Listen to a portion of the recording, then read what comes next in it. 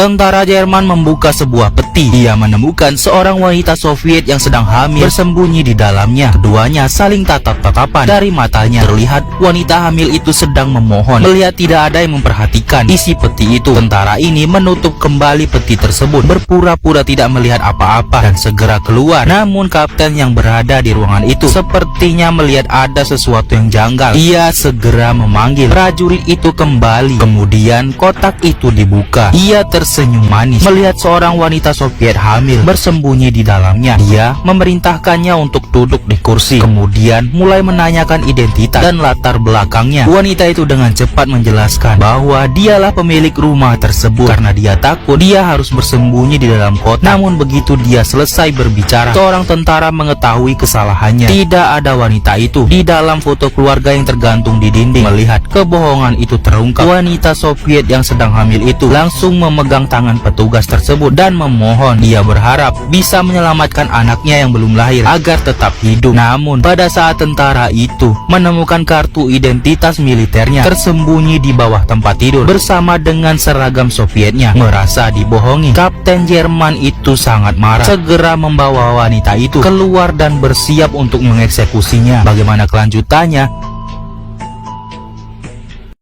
Sekelompok oknum tentara Jerman menemukan seorang wanita hamil bersembunyi di dalam peti untuk melindungi bayi yang ada dalam perutnya. Wanita itu mengaku sebagai warga sipil yang ingin bertahan hidup. Naasnya, salah satu tentara itu menemukan kartu identitas militer serta seragam Sovietnya tersembunyi di dalam kasur. Merasa dibohongi, sang komandan sangat marah. Segera membawa wanita hamil itu keluar untuk dieksekusi. Mengeluarkan pistol dari ikat pinggangnya, bidik lurus ke dada wanita itu. Saat ini wanita itu sangat putus asa. Membunuh wanita hamil akan membawamu ke neraka. Tuhan tidak akan memaafkanmu. Setelah mendengarkan, komandan berkata maaf kepada Tuhan. Kemudian berikan pistolnya kepada prajurit baru yang berdiri di sebelahnya. Perintahkan dia untuk menangani wanita hamil itu. Meski hati nurani prajurit itu tak mau melakukannya, perintah letnan tidak bisa dilanggar. Dia hanya bisa mengangkat senjatanya secara perlahan. Tapi tiba-tiba cetas. Sementara mendengar suara tembakan, para tentara Jerman panik. Komandan yang sedang mandi langsung melihat keluar. Rupanya ada tentara Soviet di tengah salju yang menyerang secara diam-diam. Mereka mampu memporak-porandakan pasukan Jerman yang lagi kendor karena dia adalah The Red Ghost yang sangat ditakuti oleh orang Jerman. Dia kemudian bersembunyi di sudut rumah kayu, langsung menggunakan pisau untuk memulangkan tentara Jerman itu ke lobi. Kemudian gunakan tubuh musuh sebagai tameng, melumpuhkan satu lagi tentara Jerman. Melihat pasukannya yang dikalahkan satu persatu, komandan yang terjebak di kamar mandi ketakutan dan langsung kabur tanpa busana. Saat ini tersisa dua tentara dan satu komandan yang masih hidup.